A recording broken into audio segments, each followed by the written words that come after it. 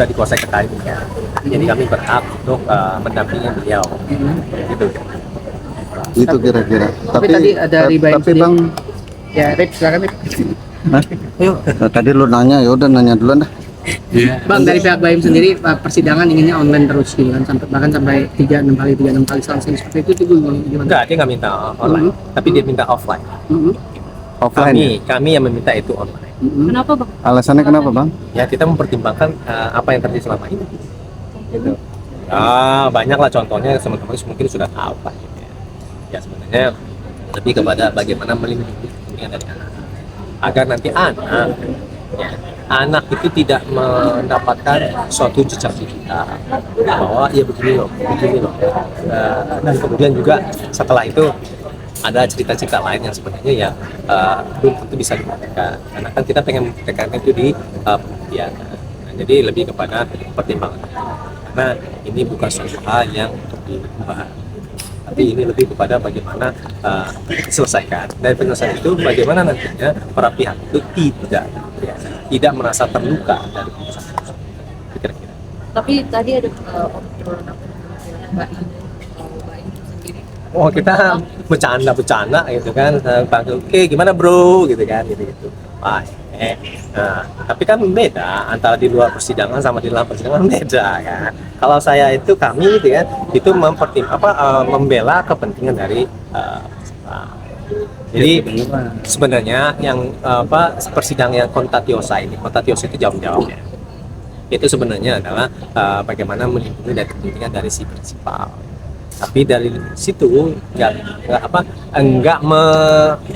membuat para pihak itu menjadi salah satu jadi nggak enakan lah gitu. Jadi itu makanya persoalan hukum itu sebenarnya persoalan yang biasa aja sih. Itu kira-kira. Bang, titip apa Bang, mungkin nggak datang apa yang Titip apa ya, Pesan gitu yang disampaikan oleh Komnas. pesan-pesan mungkin nanti pada saat pembuktian lah ya. Kalau misalnya datang gitu kan, tidak akan menyampaikan pesan-pesan. Tapi kemungkinan besar akan hadir Bang tanggal 20 Bang.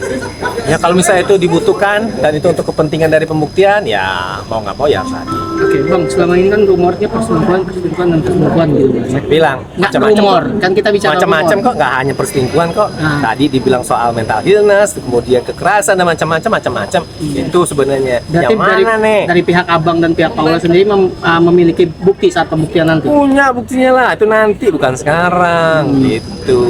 Tapi wajib kan pembuktian harus diwajibkan hadir lagi. Oh enggak mesti. Tapi yang paling enggak untuk kepentingan pembuktian, kan bisa aja bilang bagus walaupun enggak gede.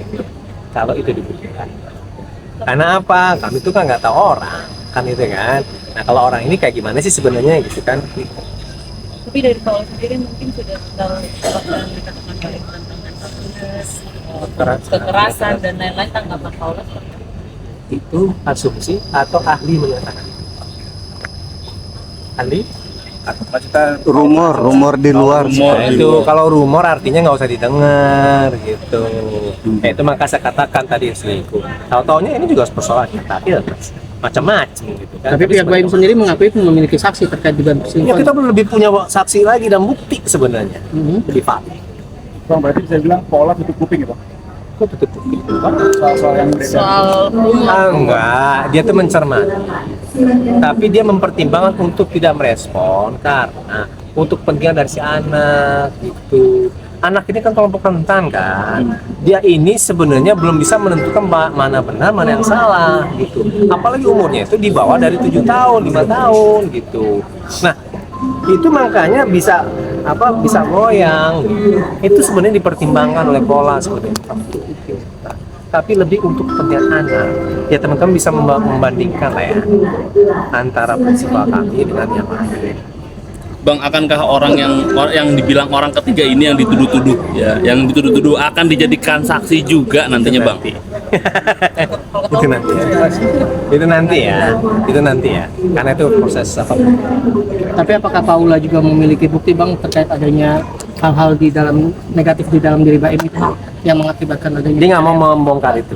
Kenapa? Karena dia kan masih suaminya pada saat ini kan, ya. Oh diumbar, bapaknya anak-anak tuh, gitu. Rupanya anak-anak tuh begitu juga pola ibunya anak-anak itu ngapain? Berarti Paula kecewa dengan Mbak Im mengumbar Nggak tahu saya kalau kecewa gitu kan, itu kan subjektif gitu kan. Tapi paling tidak adalah dia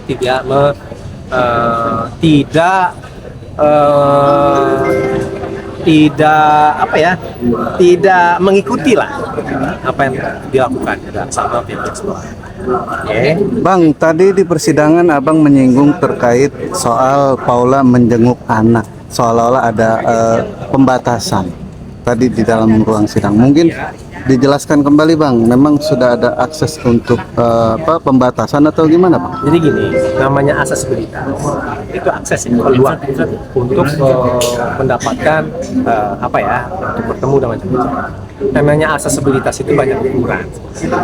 Nah, yang jelas pada saat ini klien kami itu meminta dan memohon kepada majelis hakim agar ganti-gantian. Karena kan tadi saya bilang di situ pelukan seorang ibu itu kan berbeda dengan seorang ayah. Nah, anak-anak itu butuh itu. Oke.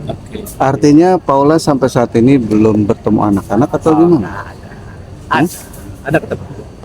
Tapi kan definisi dari aksesibilitas itu kan sangat luas ya.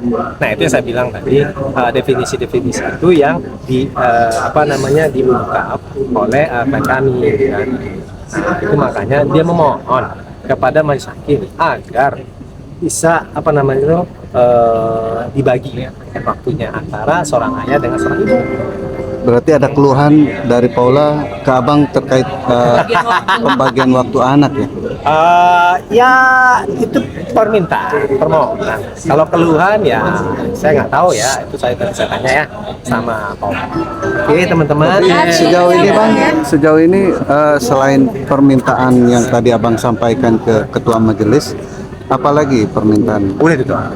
Ya, itu aja. Makasih Bang. Terakhir Paula bertemu anak-anak apa? Oh saya nggak tanya, belum tanya. Nanti saya tanya ya. Oke.